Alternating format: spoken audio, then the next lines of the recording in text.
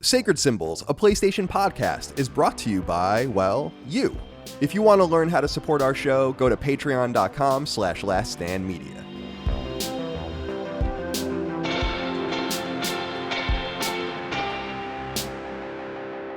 Greetings and salutations. Welcome back to Sacred Symbols Plus, a PlayStation podcast supplement. My name is Colin Moriarty. Today I'm joined by a very special guest indeed, someone from a place where I didn't expect to really be able to talk to anyone about this, about video games and the state of the world, even from where they are right now. But I'm glad to have them here.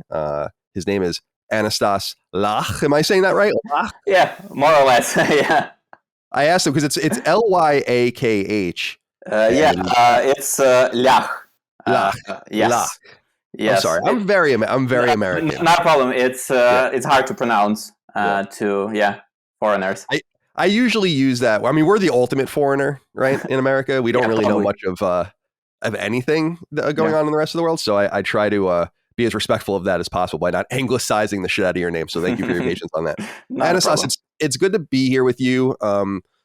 As the title of the show will suggest, I wanted to talk to you. Actually, you reached out to me following an episode I had about with a Russian-centric gamer call. I think I called it Gaming While Russian or something like that. Maybe I'll call this Gaming While Ukrainian.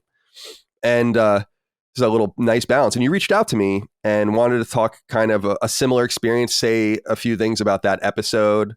I promised to give you the floor.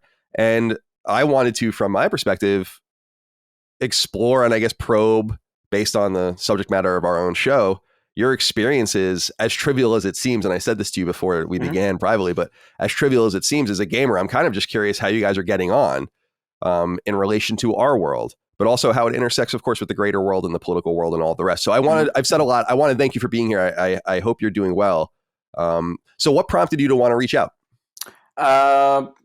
Just in reaction to the conversation with Roman.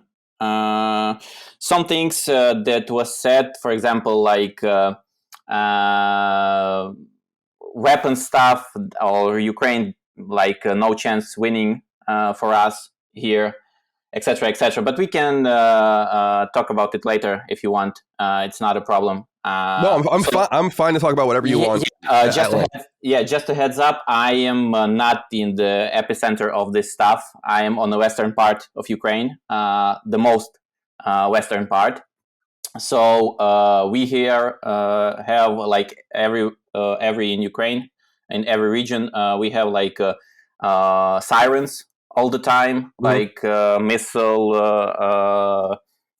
Like air raid sirens. Raids of sirens, yes. But we didn't, we wasn't hit once even. So it's all calm here. At first, we were hiding in basements with me and my wife. But after that, I'm just sleeping if it's at night or keep working what I'm doing, etc. So tell me a little bit about yourself. I mean, you don't have to be specific about your location if you don't want to, but how old are you? What do you do for a living? And all the rest. Let's get a little bit about who you are. I'm 31. I own small IT business, like brand identity and also app development, mostly on the website. Married. Love games from when I was a kid. Parents always told me that I will grow out of it. Never happened. Yes. Yeah. Small story. First time I saw a game, I was, I think, 4. As you may know, I'm from Ukraine, so it's like 90s. Everybody's really poor. And we have like tradition on the Easter, after like second day of Easter, we visit godfathers, godmothers, etc. next day, and vice versa, like switching each year. Okay. And we were visiting my godmother, and she went with my mother talking on the kitchen, and she said, and they sent me to my godmother's daughter, and she were playing Mario.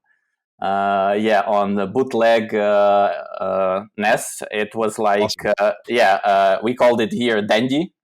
It's like Chinese, and also this tank game. I forgot how it called. Roman told described it, but yeah, I also know it. It's battle tanks or something like that. Was that what it was? Yes. It was like really popular here. Yeah. So it was like when I saw Mario, they were playing. I was 4, and I was like, my brain was because. In my mind, I was like, they can control somebody on the TV. It's like was mind blowing, and after that, I was in love in games since that. Yeah, that's awesome. I love these stories. We're very lucky in the West to have access to most of the consoles kind of natively. Yeah. But even when you think of Western Europe and their experiences with the various computers and all of that, and I think of South America, and they have like a very Sega heritage, a big Sega heritage there. So I always love hearing the different stories of the games people were exposed to. For us, of course, in the States, it was all Nintendo in the 80s. Yeah, but yeah, I didn't even know what Nintendo is. Right. Yeah, my first console was bootlegged some kind of Dandy, but it was like with keyboard and mouse, like NES with keyboard and mouse, like keyboard, and you put there like cartridge. So my father bought me because he thought I will learn how to print and I will be like IT guy or something. He didn't know anything about it, and I tricked him. So yeah, to play Ninja Gaiden, etc. Yeah, so that's smart. Yeah. So so we find ourselves here now, and we're not a political show. Again, we talk about. No, I know, but for the audience, like we talk about the intersection. I want to lean into and put my shoulder into politics as they pertain to our industry and our medium. I think games are political, they're economic, they're social, all those things. So I think that's totally fine. And I am interested because there are like crazy screenshots and memes kind of going around of people playing games in Ukraine. I saw this one crazy shot of this dude with this really sophisticated PC setup that seemed to be unmolested. And then he turned his camera to the left and the entire wall was blown off his building, I guess, by a shell. And so there's a lot of interest in how it's all working out from that perspective. But of course, there's the human element as well, which is why it feels so strange to tackle it from that perspective. But I want to, again, stay within the subject matter as best as we can. But first off, like, how are you doing? How are you and your family doing out? Have you been conscripted? Are you expected to serve? I may be. Right now I'm not, but I am at the right age and probably like physical health, so I can be. But right now it's not like a problem here. To be honest, I don't want to go to war, but yeah, we'll see how it goes. But the thing is that I am more like one side of business in Ukraine that is right now is bringing money, and it's really important. It's IT, because it's mostly all remote. And a funny thing is, in Ukraine we have quite really good internet and quite cheap. I pay for a month for right now I have on my apartment 100 megabits per second. I pay, I don't know, $10, something like that per month. Yeah, that's amazing. I mean, it's with the cell also combined. That's I mean, that's crazy. So it's really cheap. And the thing is, in Ukraine, especially east of Ukraine, Ukraine, if you may know, like all these rocket scientists in the USSR, they are all from east of Ukraine. The famous guy who built all the rockets and put man in the space was a Ukrainian guy, who, as I know, ended up in Siberia. So yeah. Oh, he got exiled or whatever. Yeah. Better than our rocket guys who were Nazis. Yes, Nazis. Yes, I know that. But well, okay. So it didn't affect me like on personal level, because I don't have like family members there, but I have guys who worked for me there. So one of them is from Dnipro. It's one of the biggest cities on the east. It's like a Dnieper River on the bank of it, and they started like getting hit by missiles from time to time, and one of them hit kindergarten when my employee's kid went to. So they were frightened, and I called him and told him that you can come here and live with my parents. My parents divorced, but they both have quite big houses. In Ukraine, it's a little bit old school. You very materialistic in the building houses, it's like fortress, and they are quite big. And both of them have quite a lot of space. So he took his family, and he is right now at my parents' and my mother's. That's very good of you to do, obviously, a refugee. Well, it's not. I also depend on him. He's my main guy, so I won't say it's. I'm very altruistic, but yeah, of course, it bothers me. But yeah. And lots of troubles with my clients at the beginning because everybody wanted to pull out from Ukraine. Of course, if you all your business is on software, and your software depends on developers that are located in a country which is at war right now with Russia, so not a really good business. So right. I put all my strength to hold them, to keep them working with us. Well, that's it. I couldn't even imagine the situation on the ground. I mean, what is it like for you? Is life generally, I don't even want to say normal, but quality of life dropped. Not for me, not as much as for others, because I earn in USD or euros. So, for example, if our national currency is hryvnia, and when it plumbs to in how to say it. It's converted to USD. So yes, I do not lose much. But the issue is that in Ukraine, when I get money in my bank account, if I'm a company, I can't withdraw in USD or euros. I need to convert it, and the issue is that it is kept by our government. So, for example, exchange rate right now for USD is 29 something, 29 hryvnias for one USD, but on the streets it's 35.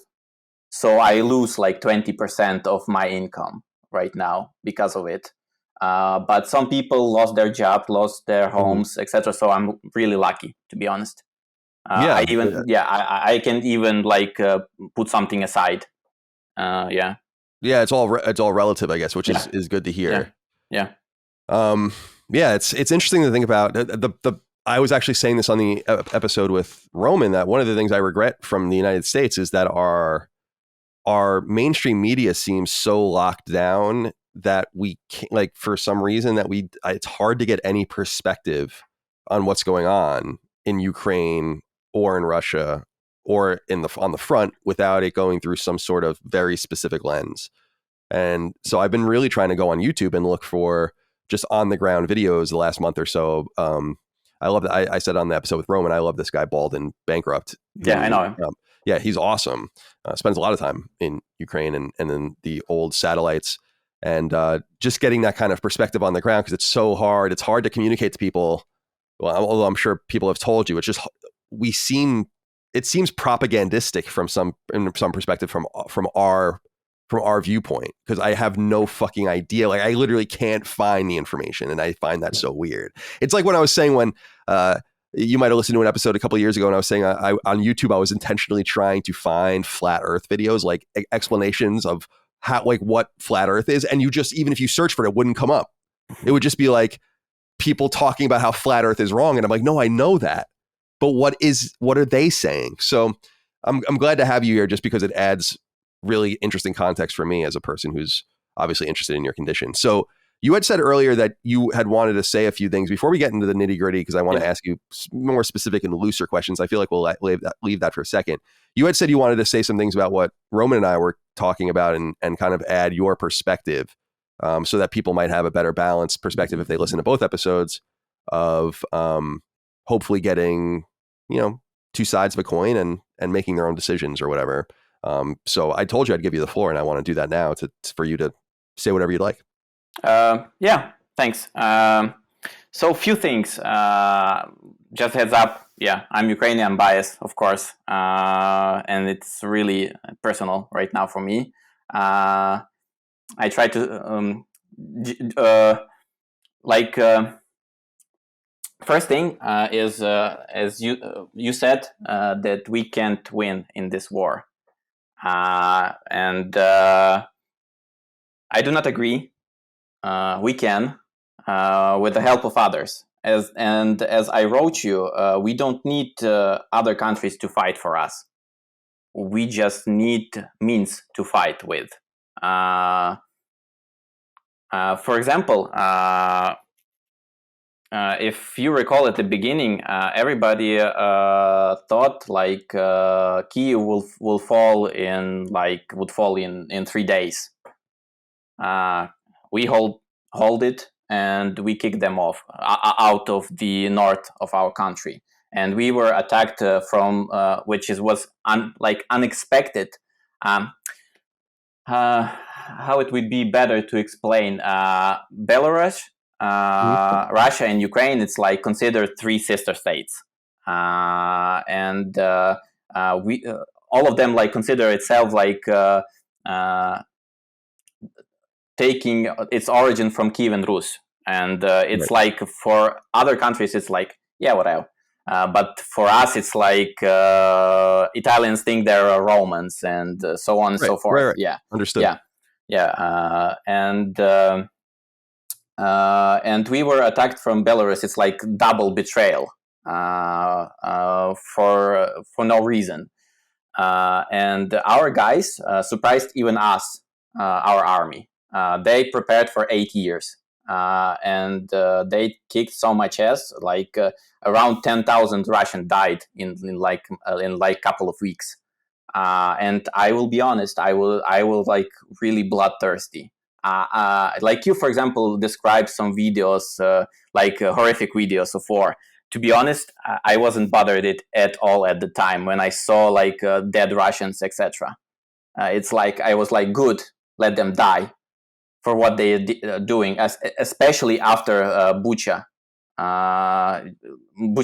massacre. I don't know if you heard about it. Yeah, we've heard about it. I've heard about it.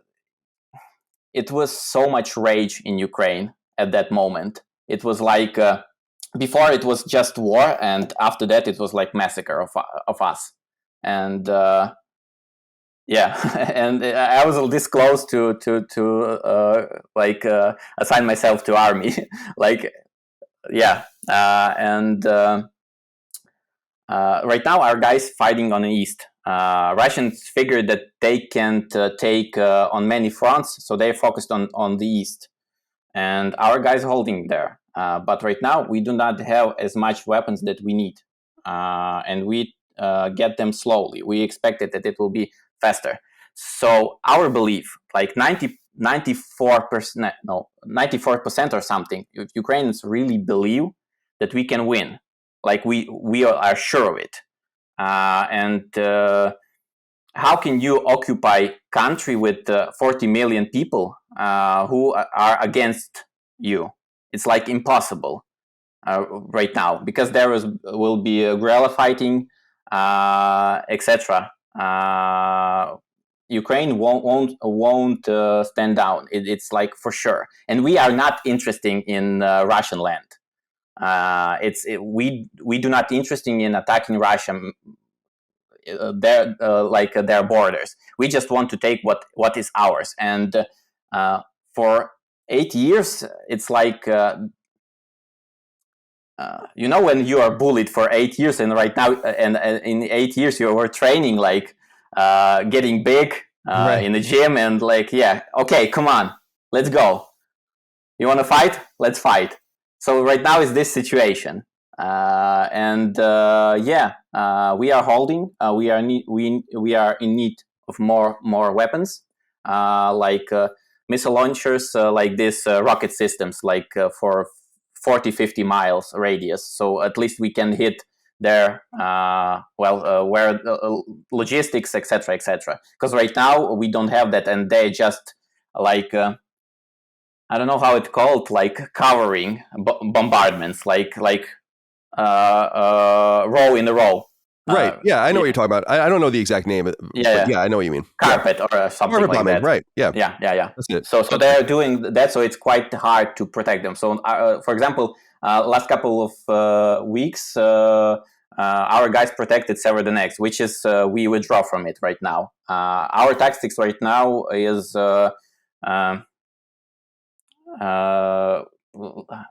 like agile defense or something, like we hold, hit them hard and withdraw, like that.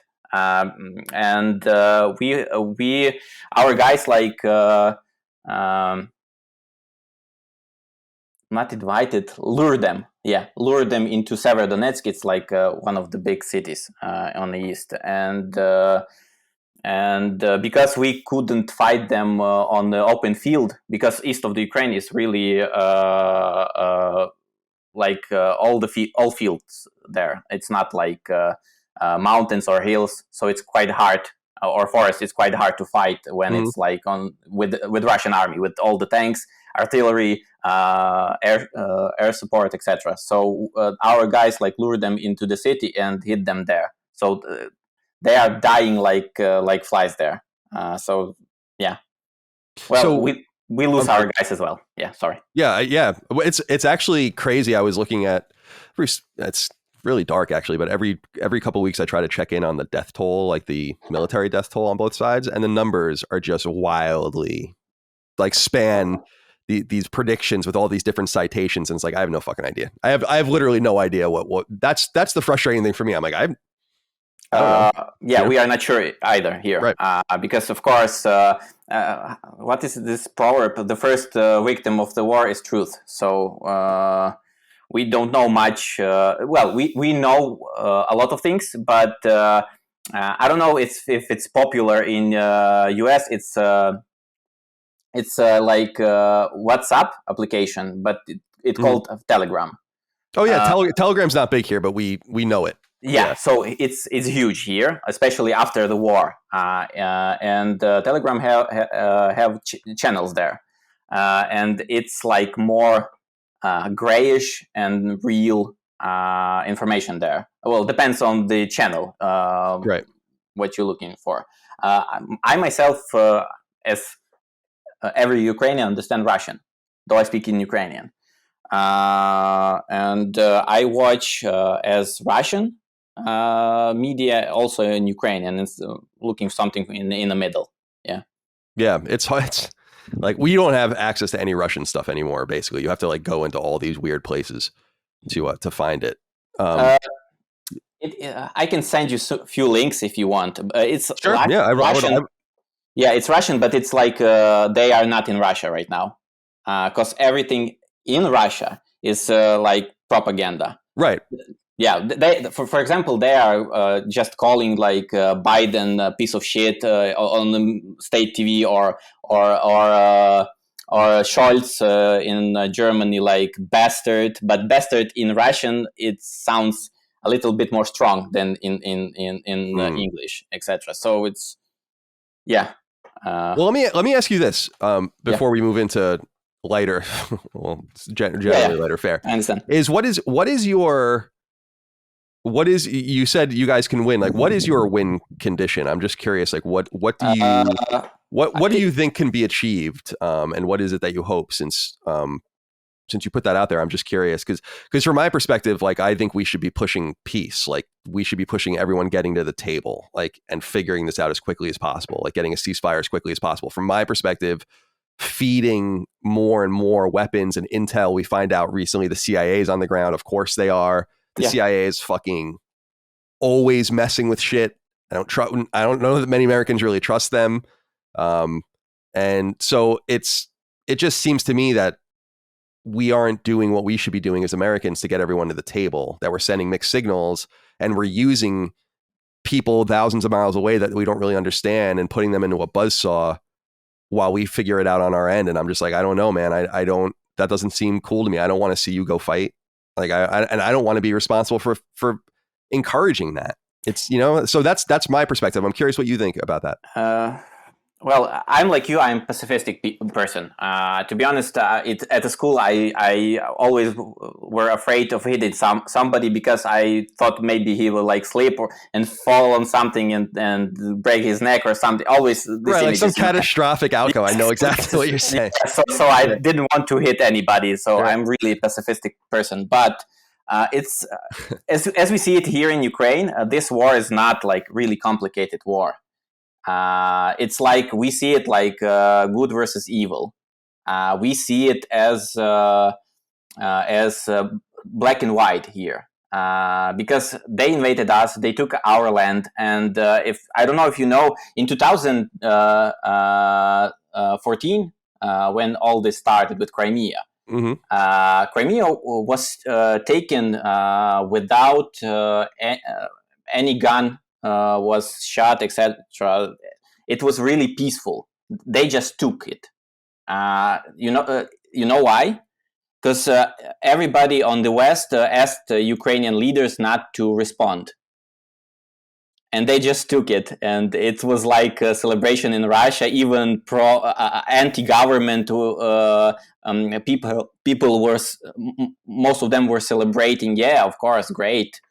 And after that, they saw, okay, we took Crimea, let's took Donbass region. So they invaded, and we were like, oh no, no, you don't. So our guys starting to fight back. Our army was in such a poor condition. So, for example, when there is like armored vehicles, if you pour gas into them, it was like a drop, like a drain from it. It was like in such a bad condition, and all our like army started like from volunteers, guys sending money, etc., in 2014, and our guys like trained from that time.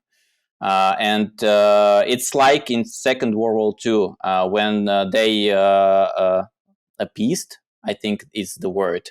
Hitler, Chamberlain, and Hitler, Munich. Yeah, I still remember this image when he came from the plane with the papers. Yeah, we signed it. Yeah, I actually did that on another show recently. Doing my Chamberlain impression with something else. Funny. It's like same thing here, and I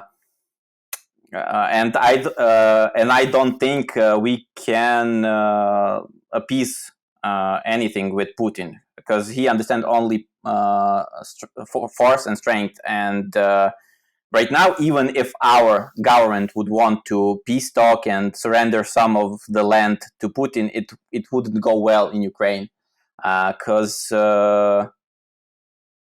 people really want to get our land back, like 90%. It's not like 70, 60, 50. It's like 90% of the population. Of the people that live in those places too? I don't know because I don't live yeah, that's what I'm curious about is like, I'm not really, this is an argument for popular sovereignty and the idea that people can do what they want, but I'm most interested from that perspective in what the people on the ground in those three territories want too.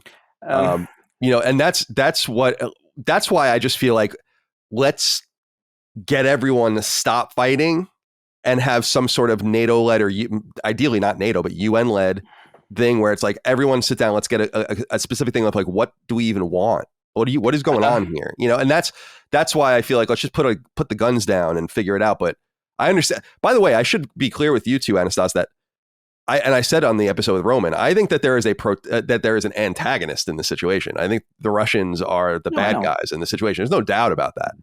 That's not what I'm saying at all. But I think most people know that. What I'm saying is like, what should we be doing to ameliorate the situation as best as possible, right? And like, we are the armory of liberty. We've been that for 250 years. But I don't know. From my perspective, it feels like we are using you guys in a sense to fight our enemies for us. And I think that there is a growing feeling in the United States that that's wrong, right? Like it's because the enemy of my enemy is my friend, or whatever, the saying is going. And I'm like, but these are just people living a life. I don't know, man. It hurts to see like this open conflict in Eastern Europe. And from our own American experience and in conflict around the world, I'm really always going to double, triple, quadruple check my own instincts to be like, yeah, let's fuck them up. Because that's how I felt in Afghanistan. That's how I felt in Iraq. That's, I was ready to go. Let's go, and it was Syria and Libya and all those things where I was like, And so it just continues my skepticism, I guess. It's nothing as personal as it is to you. I guess what I'm saying is it's a general outlook, on peace, I guess it is. So that's my take. I don't know. That might be a little naive, but that's kind of how I feel about it. Yeah, I understand what you mean, but I just want to clarify because... yeah, I understand. Clarify thing that I said I don't know, but I didn't mean that I don't, I said I don't know, but I have my opinion about it. I really think guys on the East, especially those that weren't under Russian occupation, as we see it, from 2014, are against Russia. Like 100%. My guy that worked for me, at first I was like trying to avoid this political situation and discussing before the war, like East and West, because for example, he speaks in Russian. His main language is Russian. And to be honest, we don't have any issues with that. Well, I don't have. You speak what language you want. I understand it. He understands Ukrainian. I do not speak Russian because my accent is like horrible. I speak fluently, but with accent. But when war started, he started to talking with me that he's really pissed off at the Russians, etc. So yeah, there is more pro-Russian people there, but it's like still really, really big minority. Because even, for example, second biggest city in Ukraine is Kharkiv. It's on the east. It's like closest to the Russian border. It was almost taken by separatists in 2013. Well, not almost. It started like protest there. Like in the Donetsk and Luhansk, same thing there, but it was like stopped there at the time, and after that it become more pro-Ukrainian when guys saw how it going in Russia. There is no liberty there, no democracy, and also. How these separatist regions live under Russia, etc., etc. Because there is relatives, etc. They talk with each other. So it was hit one of the hardest at the beginning of the war, and they and Kharkiv people were pissed off because of this. Because you're invading Ukraine to protect Russian-speaking people, but you are bombing Russian-speaking cities. Because most pro-Ukrainian, Ukrainian-speaking cities are on the west of the country. So this is so. For example, right now there is occupation in Kherson. It's like the biggest city that they took. But right now there are lots of underground movement there. Lots of collaborators were killed, bombed cars, etc.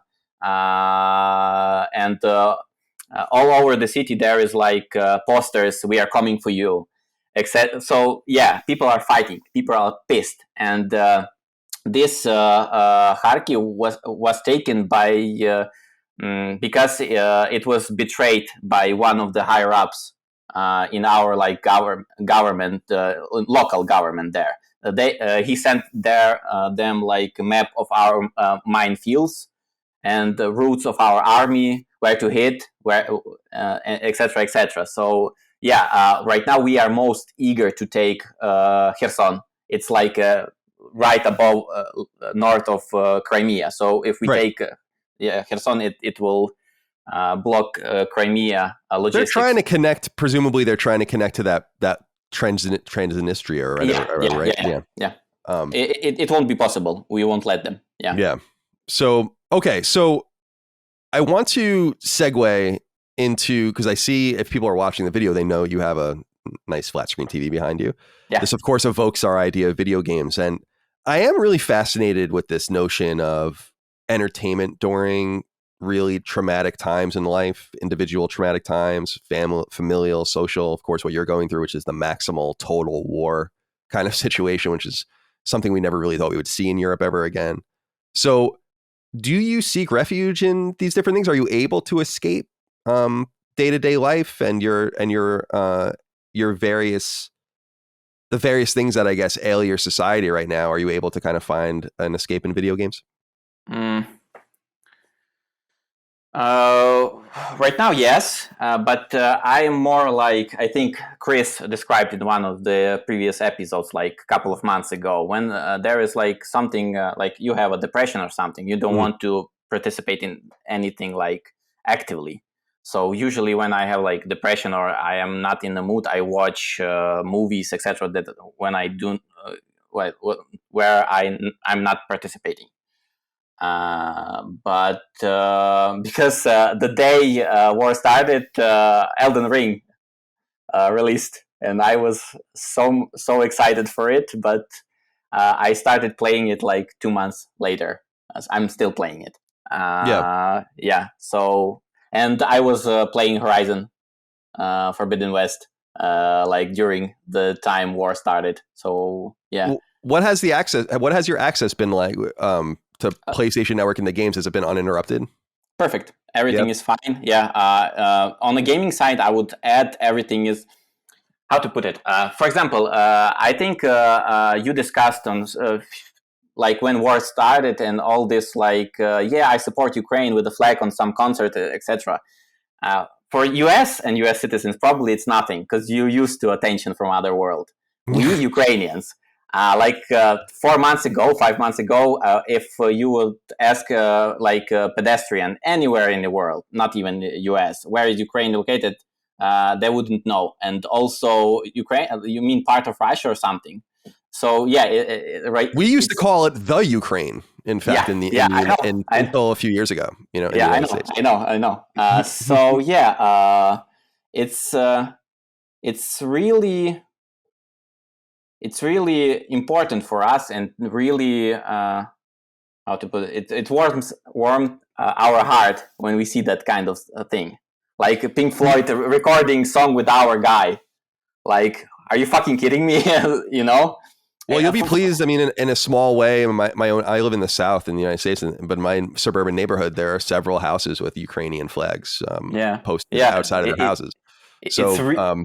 Yeah.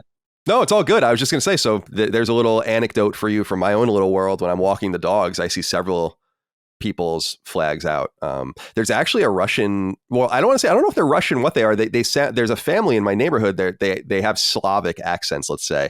I'm not sure where they might line up, but they're the ones. One of them with the Ukrainian flags outside. I want to ask them, are you Russian, or are you Ukrainian, or something else? And but I don't want to get too personal with them, obviously. But yeah, I think about that all the time because I would argue American flags, even down here, are a little not as in vogue as they used to be. I would argue that there are more Ukrainian flags probably out right now in my neighborhood than American flags. So, I'm curious, what do you think about kind of and I've been really curious about this too, but it feels so minor to talk about. But since we're here, I kind of want to bring it up.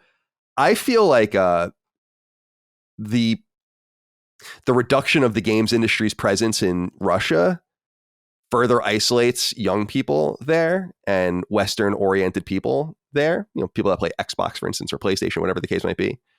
And we were talking on the episode with Roman about how they're kind of going more into piracy and more into figuring out like buying Argentinian Xbox Game Pass passes to get access. It's hysterical. Obviously using VPNs. How do you feel about the games industry's kind of unanimous condemnation of Russia? Obviously that must feel pretty good, but do you feel like that could backfire culturally at all? Because I feel like that might be a thing that we're not considering readily enough. Like, we don't want to other them. At least I don't. We want to remove the totalitarian instincts of their leaders. So to me, I'm like, oh, that's kind of shitty. But I'm wondering what you think of that. Of course, these are up to corporations and they're being sanctioned as well. Yeah, I understand, but most of them left willingly, to be honest. Right. Yeah, I will be honest, I support it with all my heart. As I wrote in my letter, I think it's like, okay, like 18-year-olds, I agree. They do not have a lot of fault with Putin regime, etc.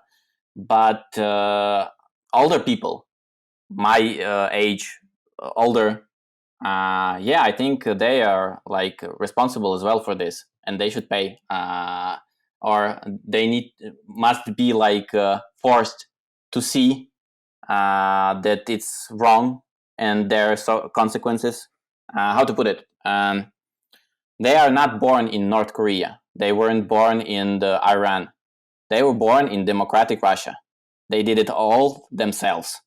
They see the signs. They cheered 2014 when they took our land. They cried, yeah, Crimea is ours, etc., etc.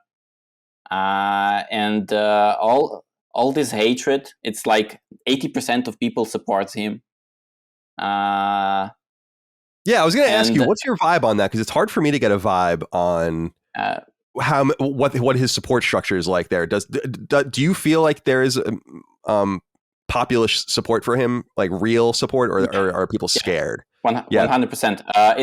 It was always in Russia to stay behind their leader when the time is bad. I don't know why, but it's always been like that. We had three revolution in 20 years. They had one president in 20 years.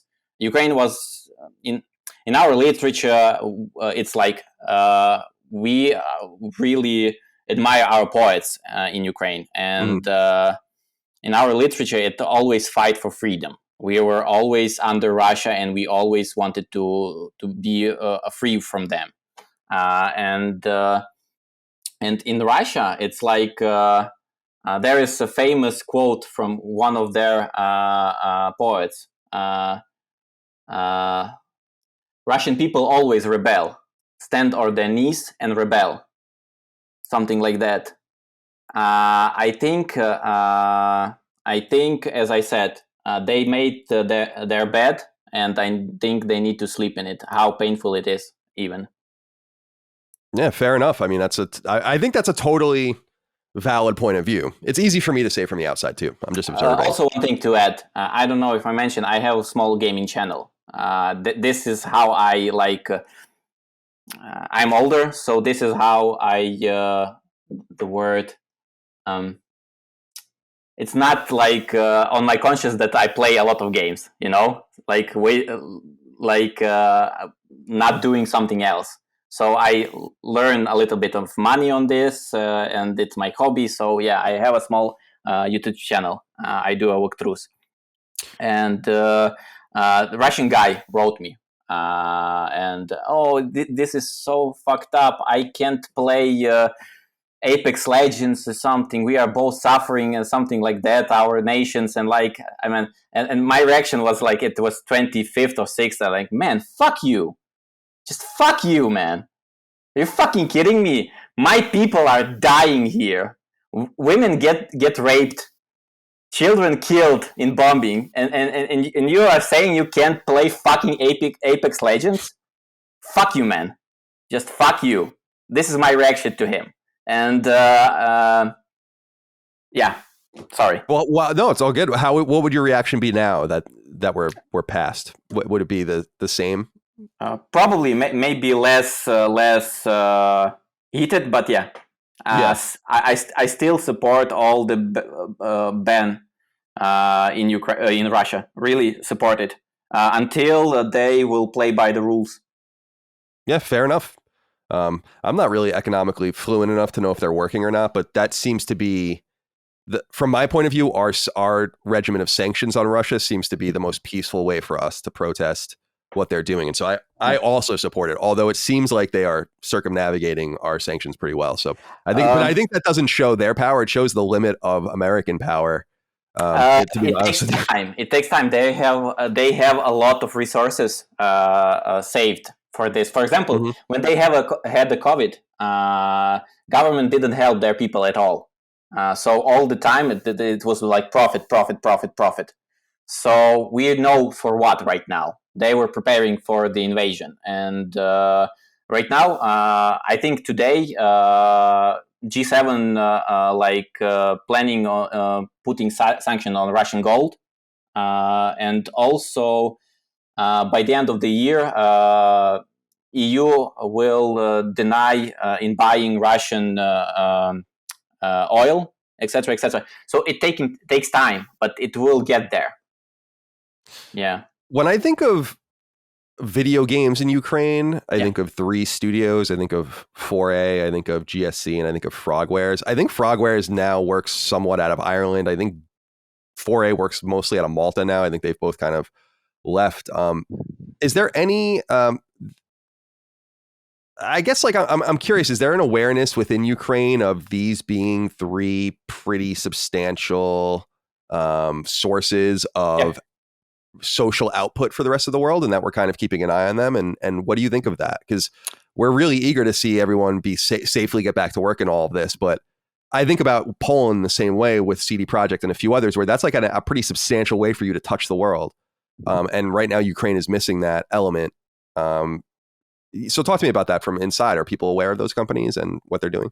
Yeah, I can talk a little bit about each of them. So the biggest is 4A, of course, because it's most recent and successful.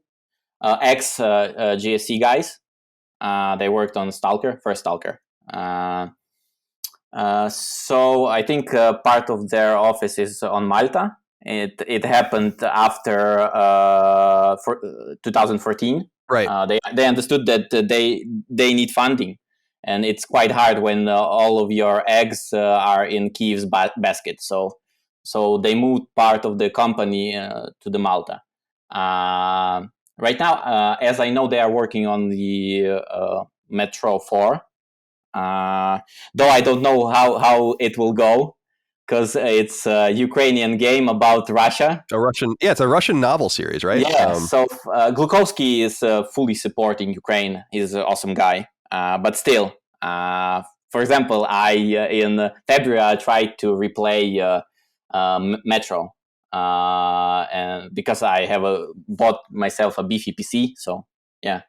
Nice. And I couldn't after. Yeah, that's so interesting. Yeah, I platinumed 2033 in Last Light, but I never played the third game, Exodus. I gotta get to that. I have the first book to Metro 2033. Someone sent me. It's fucking huge. I never even cracked it open, but that's cool that guy is in support of Ukraine. I didn't know that. He's like I'm sorry, the term in like foreign agent, something like that, in Russia, labeled. It's like like he lives overseas now and like has he's like working for the US and the West to jeopardize Russia. It's like interesting a statement from Russian government. Oh, okay, cool. Yeah, I didn't know. I see. That's kind of what I loved about that series. Having known that, I'm like, this is, and the same thing with The Witcher with CD Projekt is like mining local fiction. Although I guess it's Russian fiction technically. So yeah. But to be honest, we looked at it as kind of one of the same 10 years ago. I remember being at E3 in 2014 and talking to the guys at 4A when Last Light, I think, was coming out and everything was kind of going on and they were unsure if the game would be finished and all that, but they got it out in time. What about GSC Game World? I mean, they're working on Stalker 2. They are, most of the company, I think, right now in Czech Republic. Czech Republic. I don't know. They changed their name right now, so I don't know. Did they? Yeah. We always call them Czechia, but in international. Because I know it was Czechoslovakia, then Czech Republic. Yeah, and right now they're Czechia for okay. everybody else. Okay. I'm not sure. So yeah, they are right now there, as I know, and they are continuing working on the Stalker. Though I don't know how long it will take, because a lot of the team are still in Ukraine, or refuse to leave, or volunteering or fighting in the army. So maybe you saw the video on the Xbox press conference. Yeah, I did. Yeah, Yep. yeah. That was very well done. I thought that was really cool. And I don't know. Of course, you don't. You probably don't know this. Most of them speak Russian. And they are fighting Russia. And funny thing is, they are throwing out Russian language from the game. It's like official. So it will be only in Ukrainian, English, and other languages. Yeah. How do you feel about that? Well, it's their decision, to be honest. Of course. I don't know, to be honest. Yeah, that's interesting. I didn't hear that. That's interesting. Yeah, I'm not the guy who said like burn the Russian books. I'm not that guy. I loved Dostoevsky when I read it. Yeah. Of course, first I read it. It was like critique. I don't know how it's called in English. Critique when it's like small chunk of the book. I don't know, like a passage. Maybe a passage. Not passage. Like a smaller version of the book with all like a Cliff's Notes kind of version of it, like where it's something like someone's that. Like telling you what happened as opposed to like we call those Cliff's Notes in yes. So I read it in the school. I think the 10th grade, like 14. I don't know where the heads of our teachers are to give us Dostoevsky at the time. Yeah, that's too deep. That's too deep and dark for young children. I read it next time when I was 24, I think, and I loved it, every second of it. As Roman told you, right? All here on the East are loving like The Last of Us, and something dark a little bit. Yeah. I think that speaks to the Eastern European experience. I mean, that from I was saying during our conversation, from my perspective, it is such a dark history in that part of the world that I feel like it's just, how can that not indelibly mark you generationally? Yeah. The other company we weren't mentioning is Frogwares. They seem to be the one that are most active in talking about their experiences, which are pretty interesting. They make most notably like Sherlock Holmes and adventure games, if people play those. Sinking City. Right, exactly. And so yeah, from my perspective, I've learned most about the dev experience in Ukraine from them, because they've been pretty active on social media. GSC kind of went away. And I have to be honest, because I was saying I was in touch with some people.